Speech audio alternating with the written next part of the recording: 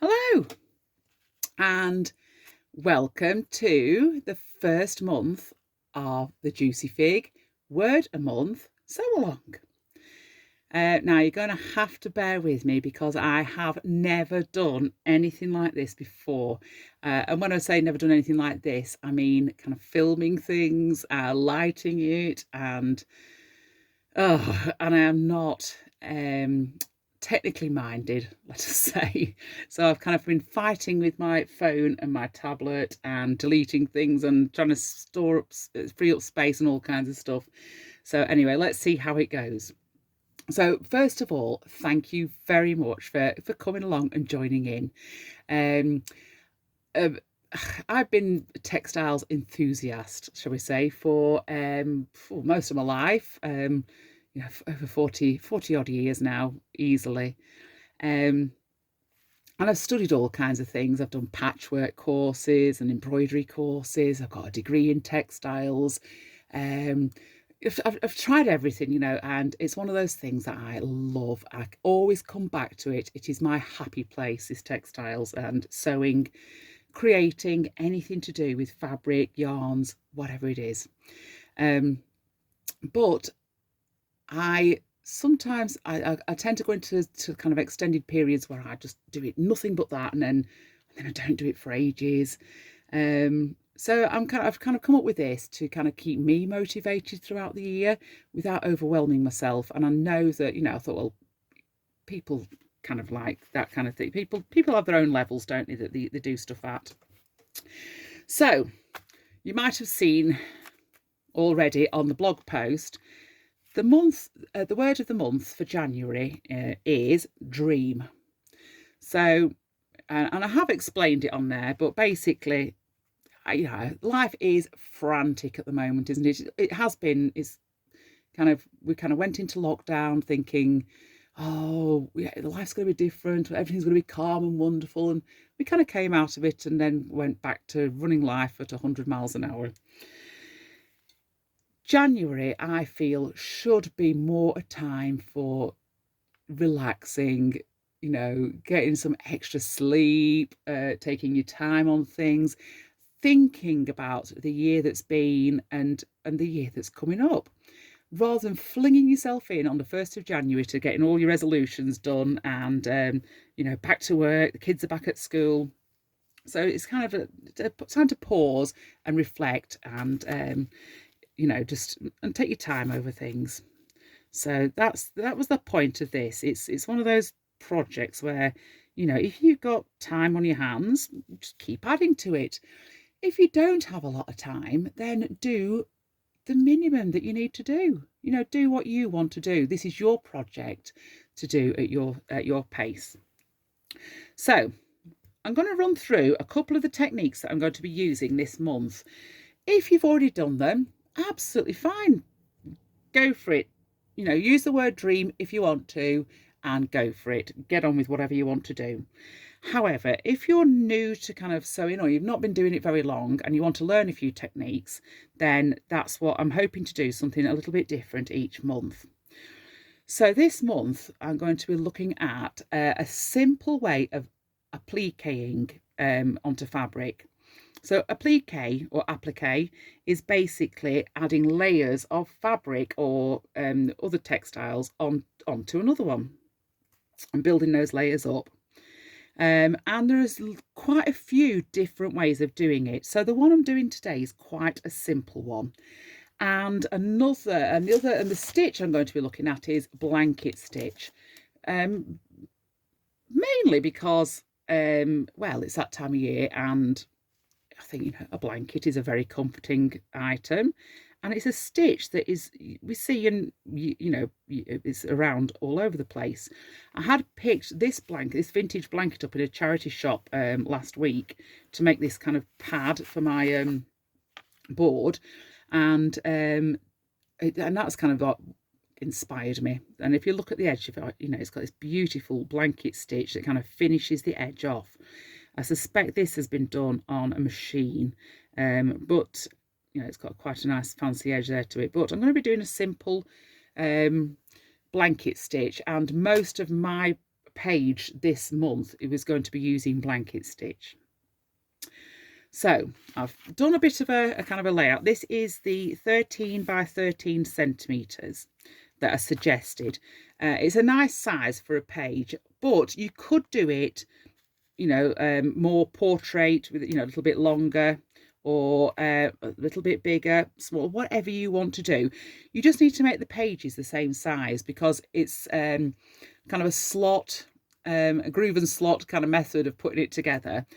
And we will be doing 4 extra sheets for the back and front cover, and that's something we'll get to later on. So I've kind of mocked up my idea that I've had.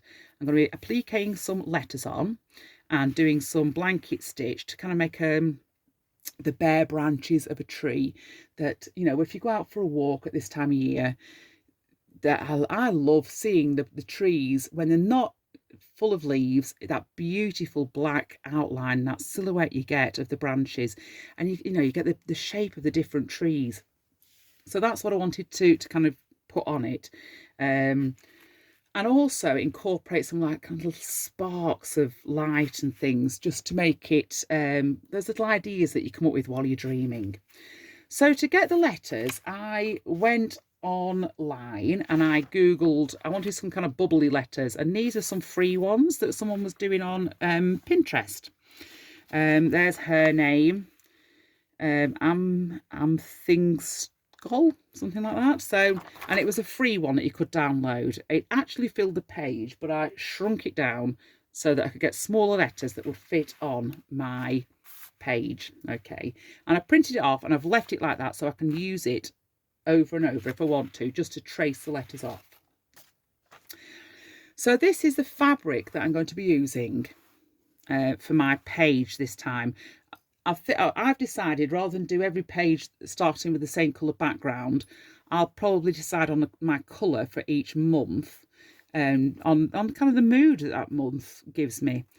And like I've said in the post, you know, the images on Google of January are these beautiful crisp white sky, you know, snow everywhere, blue skies, when in reality, especially here in northwest England, in Lancashire, it's definitely more grey skies and mud and rain and wind. And so I didn't want to make it too miserable, but I thought that was quite nice. I found this in my stash, and it had these stars on. I thought, yeah, it kind of fits with the theme, so we'll go with that. So this is one I've cut out and ironed. You want a nice kind of, this is cotton, something, a nice thickish, you know, nothing too flimsy for your pages. It's got to be able to, you know, a little bit of substance to it, so that when you sew into it, it's not going to fall to pieces. Okay, so first of all, I've actually made a start here. What I am using, so what I've done is I'm using something called, a product called Bondaweb. It's a brilliant product. It isn't necessary for your project, but it is helpful. You can do exactly the same thing with pins, basically, but this really kind of fixes things in place for you. And what Bondaweb is basically is, I'll show you some here. This is kind of like a, no, that's not it, is it? Yeah, it is. Yeah, that's the one.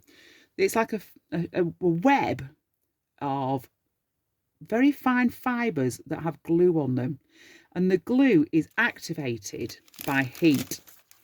So you don't want to put your heat on it, the heat of an iron on it, and it'll melt onto the iron. So it comes on this with this paper backing on it, which is great as well, because you can actually trace what you want to onto the paper backing and then cut round it.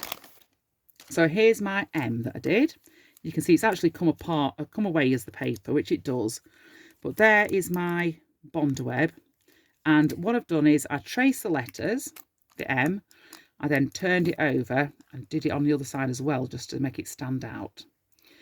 And I'm going to lay that on my little piece of fabric here that I've cut out for it. That will fit on there. And basically, they're just going. Now, when you put the heat on it, and I have some cheap irons that I'd got years ago that I use specifically for doing crafting stuff, so that if you do get glue and things on them, you're not ruining your best iron. You don't want to be ironing backwards and forwards, because you're going to be moving this about. You want to literally put it straight on it, hold it down. Once you hold it down for a little bit, give it a bit of a wiggle, lift it up. There we go. And that now has completely fixed itself onto the backing. So I'm going to just trim around this. It took me a while to work out that I had to do it backwards and to make it sure it was the right way when I put it on. It does take me a while to figure these things out sometimes. And sometimes it doesn't matter how many times you've actually done it in the past. Every time, you know, if I'm not doing something all the time, I tend to forget how to do it. So I'm just going to carefully cut around that. I am using some embroidery scissors for this because they're just a lot easier than great big scissors to get round all those corners. You'll probably notice as well that I am left-handed. So I'm not apologising for it. I love being left-handed. I love being in the minority. So there it is. And I always save all these little bits as well, because, well, they've got the glue on them. I keep them all in a jar, because when you've got other projects and sometimes you just need that little tiny scrap of something and it's already got the glue on it, you've got it there. Now this is the hardest bit, is actually peeling the backing off. So you've bonded the glue onto the fabric. And then you just have to kind of wiggle it off. There we go. And you can see there that now has the glue on it. So these ones have already attached. And what I've done is I have left around 1 centimetre, a little bit more, all around the edges, so that when we assemble the book, these are going to be actually joined to another page on the back, and we're going to sew around these edges. So I've got that in place. I'm happy with where it is. And I'm going to give it another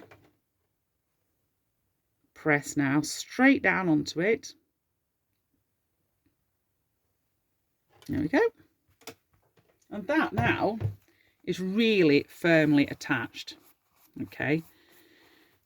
Brilliant. Those aren't going to move anywhere at all now. Excuse me. Right. So next I'm going to do a blanket stitch around all of these. And that's going to take a little while, but I'm just going to get it going and show you how it's done. So I've threaded my needle up. And I am using the stranded, I think these are stranded cottons, these DMC stranded cottons. You can use whatever threads you've got, but I do like stranded cottons, stranded threads. When I say stranded, if you've never used them before, what I mean is, so I'll just cut a little piece of this off for you, around the edge of it. They actually come in what are called these skeins. So they come wrapped in skeins like this, and I think these ones came from the Works. These are cotton ones from the Works. You can get linen and all sorts, or pick them up at charity shops, or people are very often destashing these things. I'll just cut a little bit off to show you. So each one of these pieces of thread are actually made up of 6 individual strands. You see? They're not really intended to be used all 6 at once, which is why it's great, because you kind of get twice or even 3 times the length. So to go around the letters, I don't need it very thick. So what I'm going to be using is 2 strands. Now, when you separate this, you want to cut a length not much longer than kind of your tip of your finger to your elbow. If you do it too long, it will start getting knotted when you're sewing. And when you're separating these a long piece, what I tend to do is put this bit between my lips in my mouth and hold this and pull these apart while keeping that bit in my mouth. and it stops it all knotting up, and you get it to split nice and evenly. Okay, so that's how you separate your threads. So I'm going to start, I've put a knot in the end, a little tailor's knot, and we're literally going to start, we'll start with the D, and this is how you do a blanket stitch. So you're going to come up on the edge, start there, the edge of your fabric, at the kind of at the top there. Okay, so a blanket stitch, we're going to go lift it out of the way a little bit with your thumb. You can make it as wide as you want or as deep as you want. I'm going to keep these fairly small because I don't want it overwhelming. So you're going to go in there and then out just at the top. Oops. Just at the top there. At the edge of that top of that, the edge of the letter. And when you pull that through,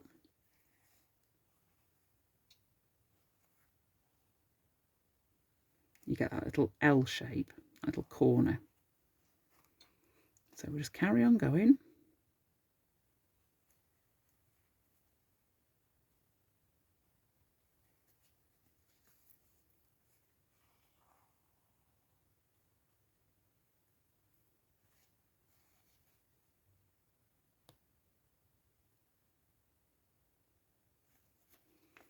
You're just taking your time. Don't worry if it's not, you know, perfectly neat. They're not all the same size. I actually quite like it when they look a little bit kind of mishmash, and some are longer, some are wider, some are shorter. However, when I do it, it always kind of looks like I've made loads of mistakes. And when I see other people do it, I think, wow, that looks so kind of natural. So yeah, just go around the corners. There we go. So you're going in there, up there. And as long as this kind of loop here is behind it, you see when it comes through, that is what's making your top bar of your blanket stitch. So you're working all the way. Now, if you are right-handed, you will literally work the other way around. So I work clockwise. Right, if you're right-handed, you're going to be going round anti-clockwise, and instead of going, you know, doing your stitches in that direction, you're kind of doing them in the other direction. I struggled for years learning to embroider. I mean, back before there was things like YouTube and, you know, these people doing tutorials for you. All you got were books, and every single embroidery book you could find were right-handed instructions, very clear but right-handed. And in a little corner at the bottom at the end of the instructions, it always said, if you're left-handed, just do it the opposite way around. Well, my brain could not flip it the other way around whatsoever. Around, what is it now? Probably about 10 years ago, when I was doing my textiles degree, I discovered a left-handers embroiderer's book. Wow. Suddenly, the stitches that I'd struggled with, the ones I'd really wanted to learn, all made sense. And the best bit about the book was in the corner, at the bottom, at the end of the instructions, there was a little square, and it said, if you're right-handed, just do it the other way around.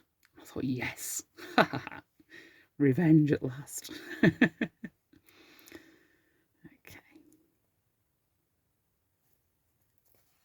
So I'm just going to keep sewing all the way around.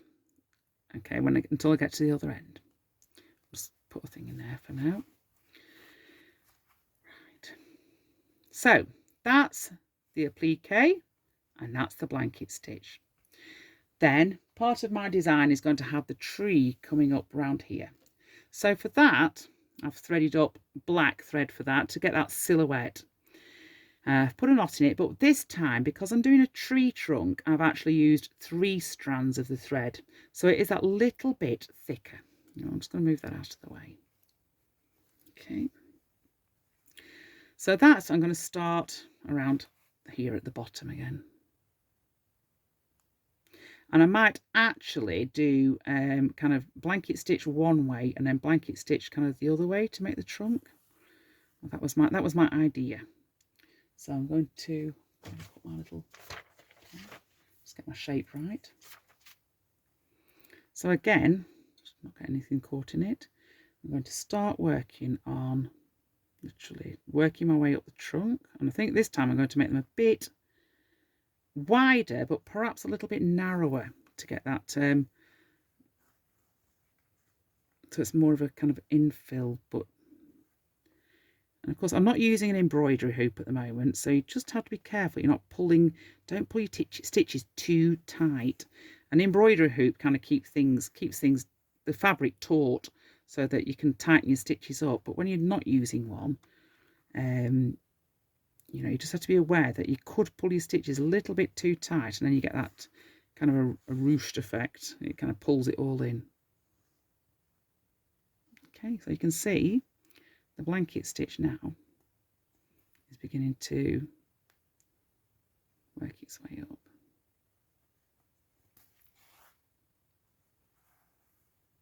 Okay.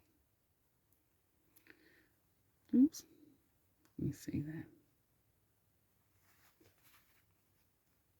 So I'm going to bring that up and round here, and then start doing some branches with smaller stitches. Okay. So I'm going to carry on working on that. And also, I picked some stuff up at the charity shop the other day, and there was an old cushion, and it had some embellishments on it. So I've cut all these off it. Some of them are a little bit past it, but there's some great little sparkly beads. So I was thinking of kind of adding some of these to the edges of the branches, and these little sparkles and things. Perhaps even this little piece of mirror that was on it. Okay, so those I will add after, literally just by putting a stitch through it and back through at the back. Okay, but you can add whatever you want to it. You can do it however you want. If you want to use the word dream, you know, just you can use it. You don't have to actually put the letters on. You could just kind of, you know, you can embroider them on, or you could just kind of do more of an abstract idea around dream. But so it's very open to interpretation. If you're taking part, please, I would love it if you share it on Instagram, to use the hashtag. The hashtag is it WAMSAL 2023. Word a month, so along. And other than that, I am always available. You can ask me questions on anything that you're not sure about on my blog or on Instagram or even on my Facebook page.